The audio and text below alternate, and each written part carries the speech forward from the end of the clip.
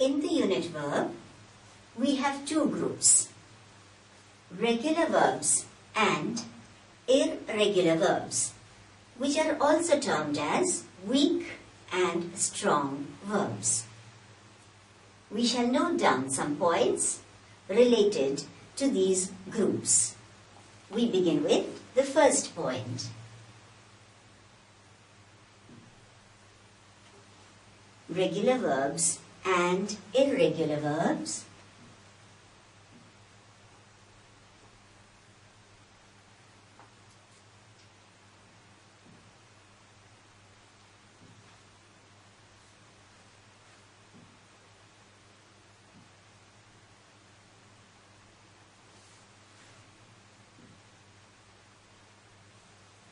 are also termed as weak and strong verbs.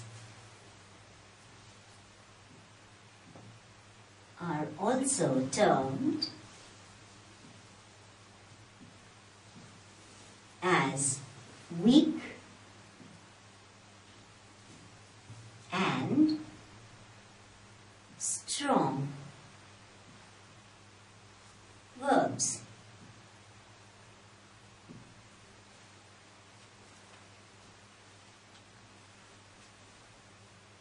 Regular verbs and irregular verbs are also termed as weak and strong verbs. We go on to the next point, which says the past and the past participle forms of the verbs are created by inflection. The past and the past participle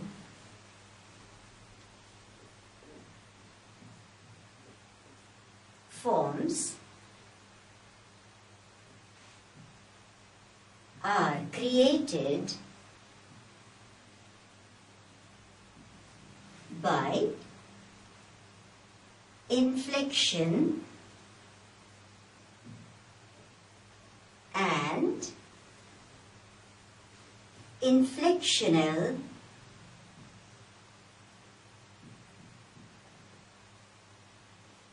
endings.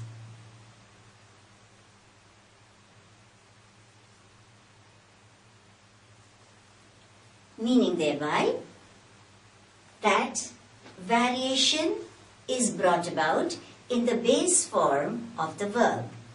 We'll write it down. That is, by making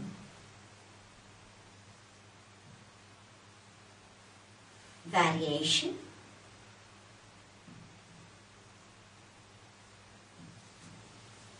in the base or the root form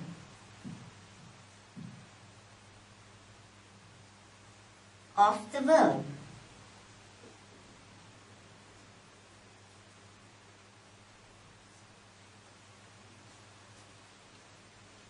And we shall underline the past and the past participle forms are created by inflection and inflectional endings. There's variation made, there are changes made in the base or the root form, and we get the past form and the past participle form of the verb. We go on to the third point,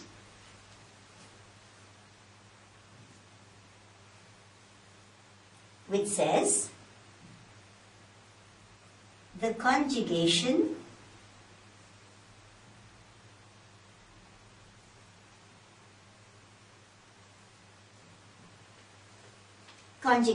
is the scheme of verb forms.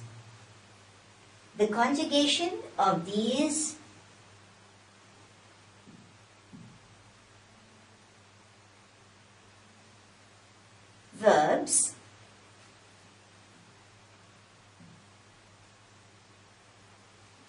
follow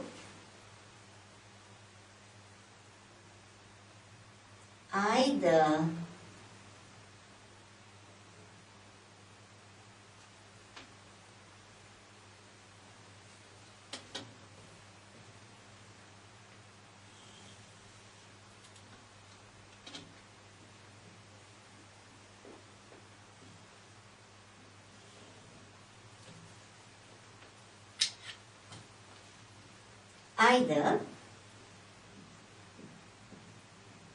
the typical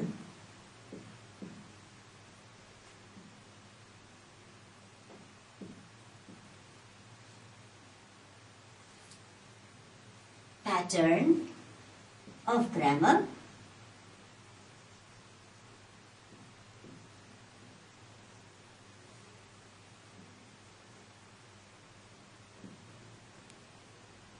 or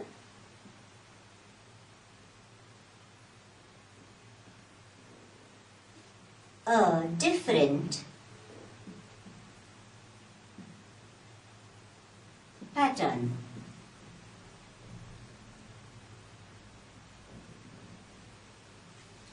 Now these three are the major points. Now we shall take them up separately to be able to differentiate one from the other.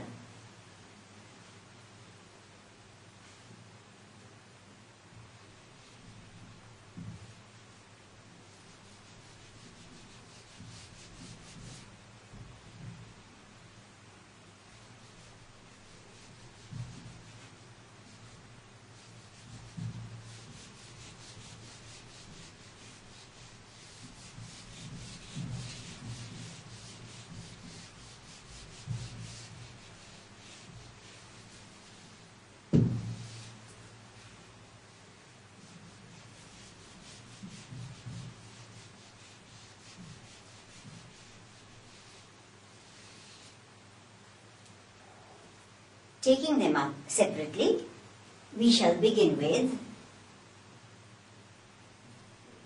the group regular verbs.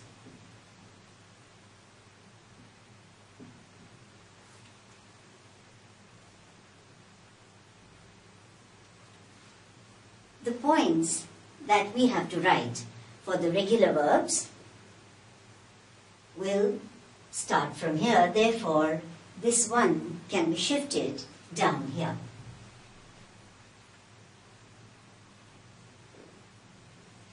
So the first point for regular verbs is that they are also termed as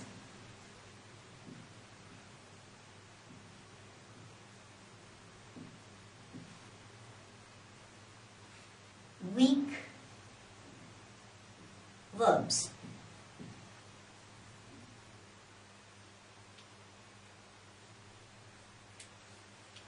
We go on to the second point. The second point says the conjugation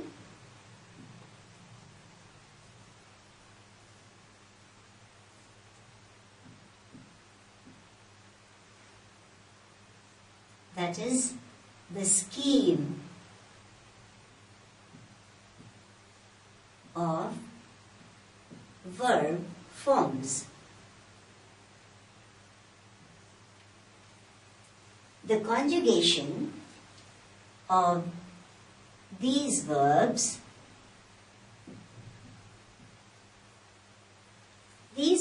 over here refers to regular verbs, follows the typical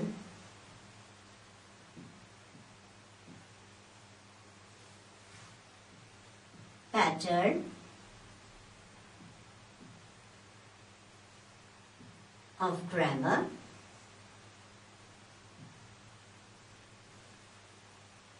according to the language that one is learning.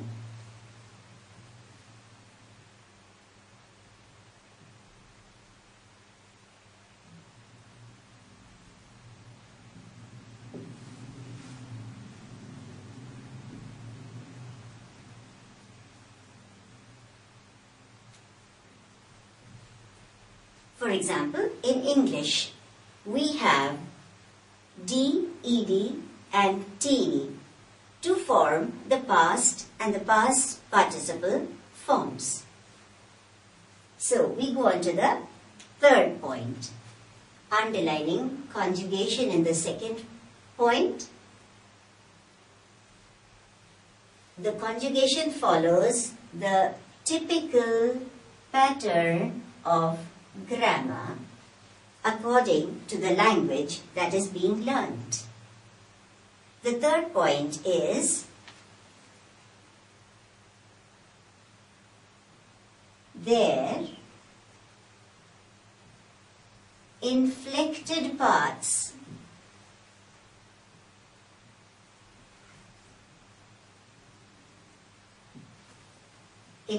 parts are the past and the past participle forms.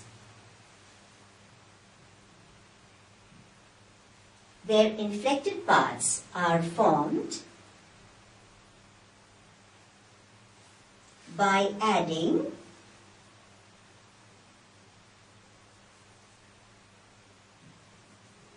the typical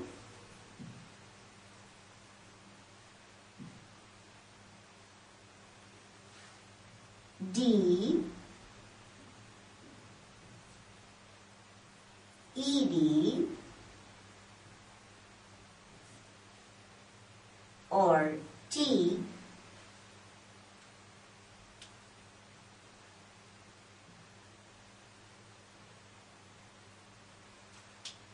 to the base form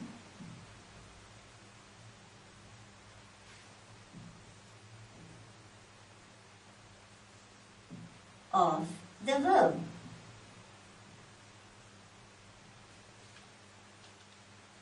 So, the inflected parts,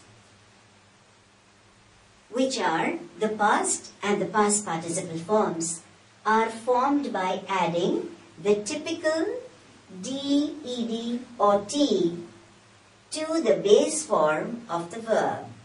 And we can have a few examples to show this. We can write the examples this side. So, the base form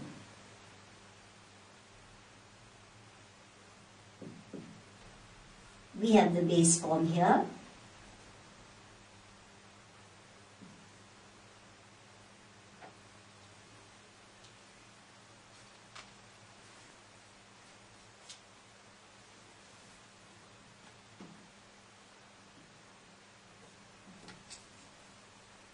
Then we have the inflected parts.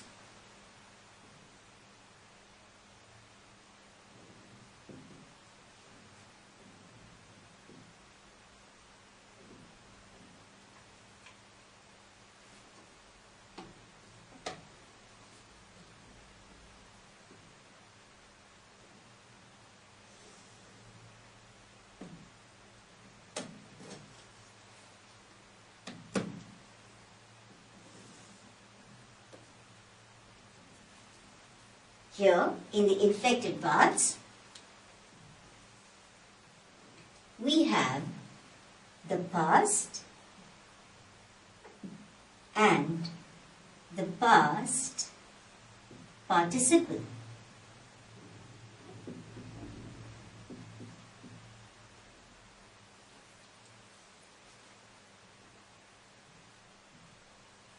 Now we shall take up a verb and add D, ed or T to get the inflected parts. The verb that we can have is play. This is the base form. When we come to the inflected part, we add ed to it and get played as the past form.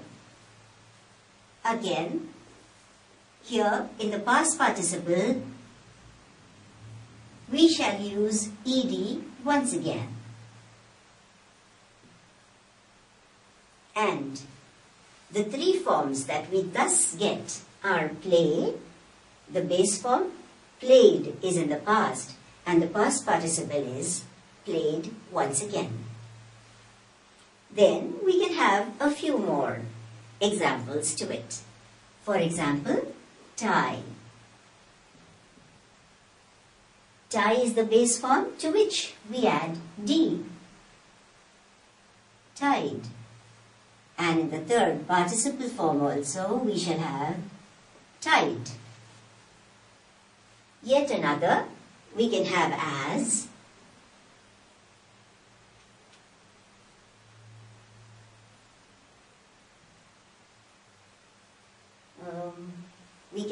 as brush,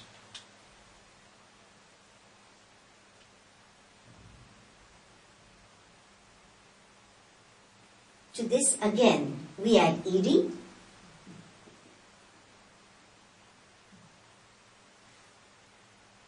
and here too we have brushed, ed.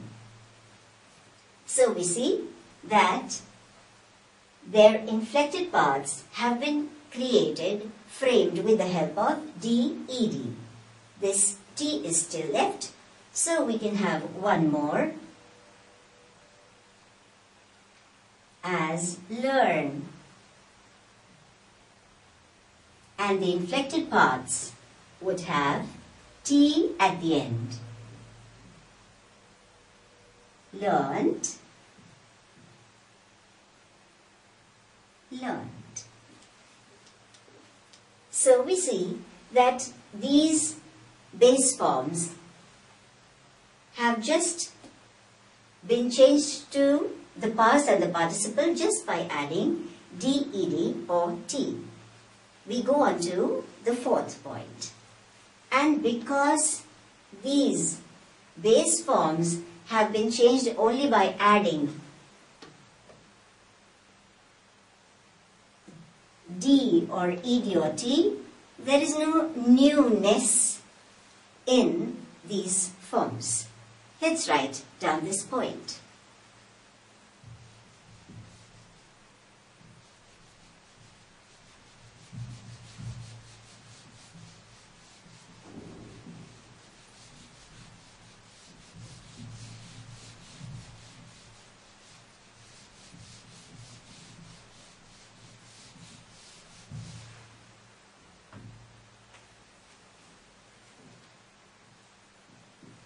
The fourth point, therefore, is there is no newness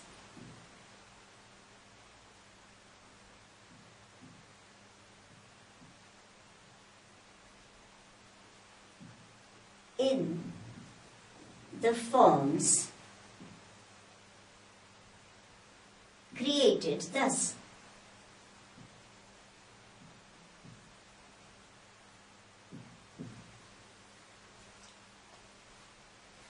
After these 4 points for regular verbs, we go on to the irregular verbs.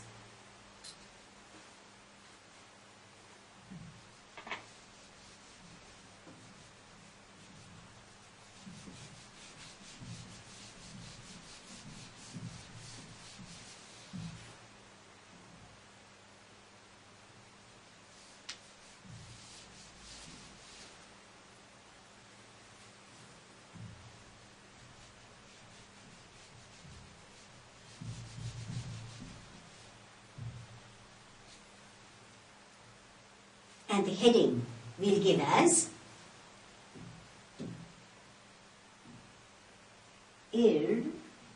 irregular verbs.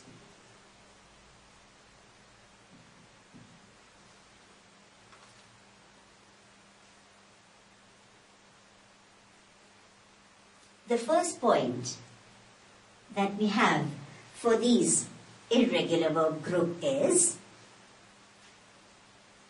these irregular verbs are also termed as strong verbs.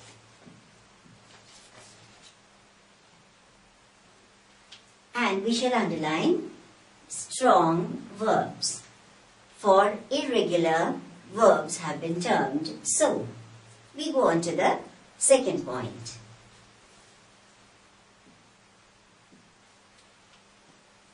The conjugation of these verbs follows a different pattern.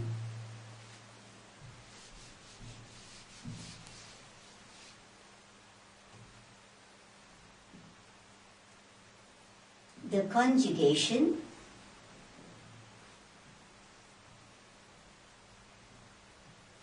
of these verbs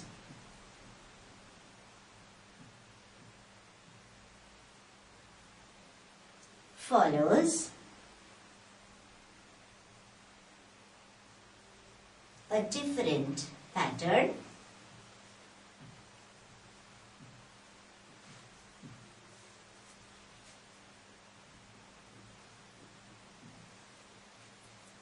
so there is newness in the verbs created.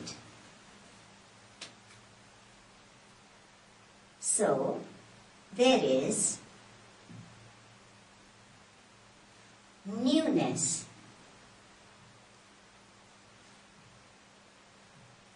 in the verb forms created.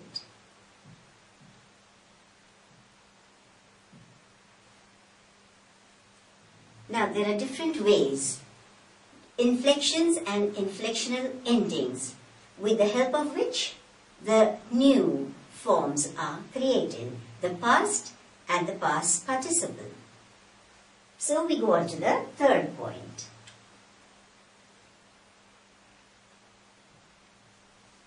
First, let's underline in the second point. Conjugation of these verbs follows a different pattern, so there is newness in the verb forms. And the third point is their forms are created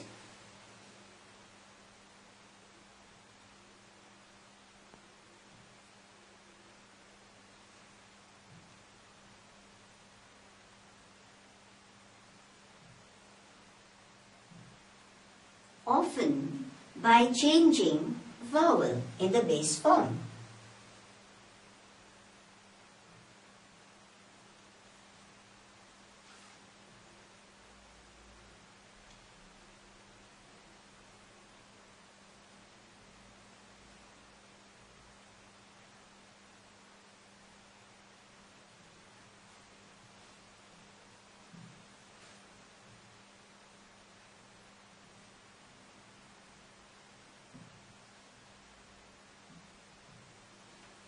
So, this is the first way that the forms are changed.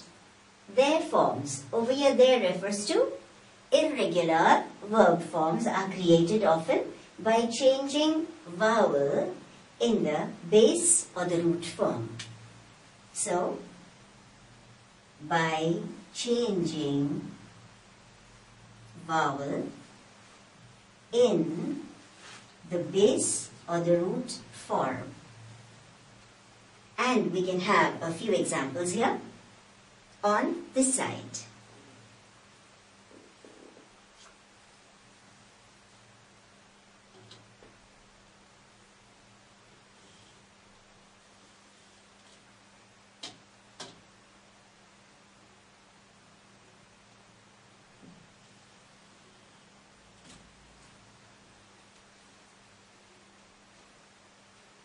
We have once again the base form,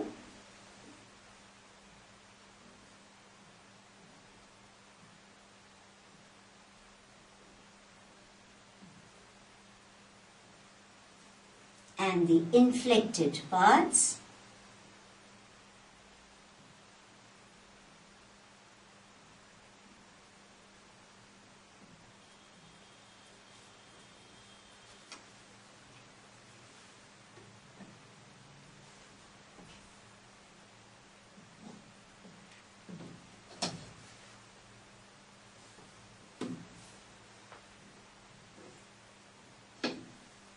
inflected parts, we have two,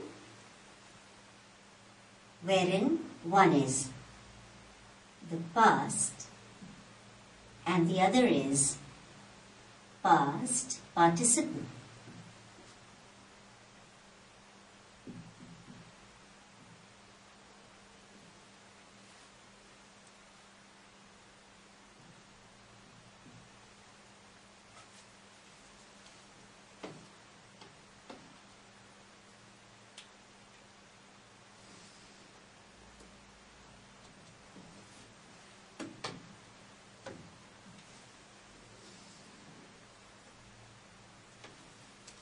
We can have the base form verb as do.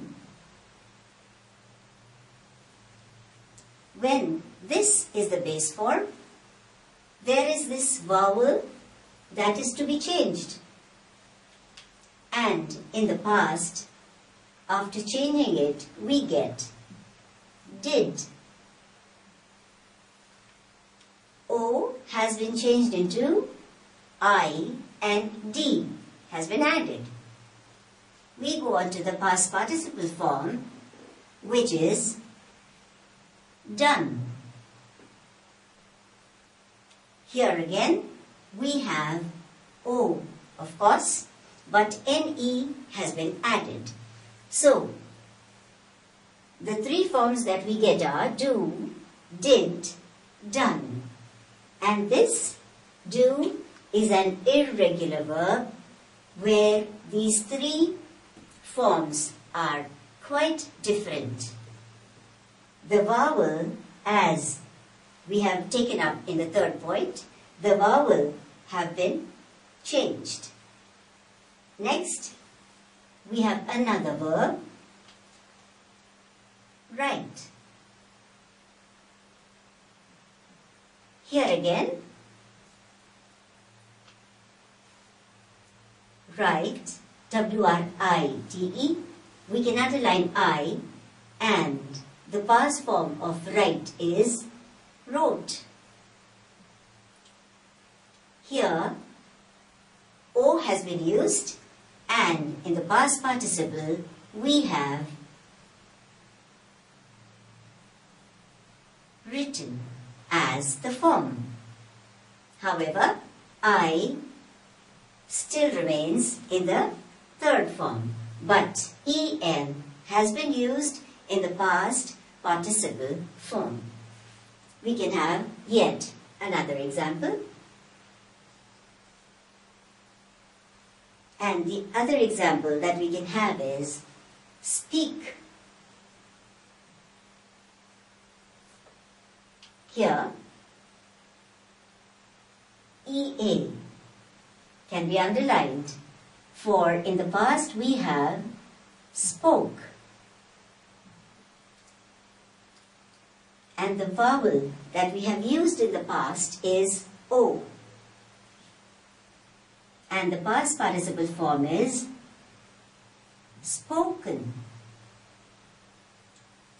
Again, the use of O here, but EA, which was there in the base form, has been changed to O in the past and the past participle form. And we can have yet many more examples as ring, rang, rung, run, ran, run, etc. Then we go on to the fourth point.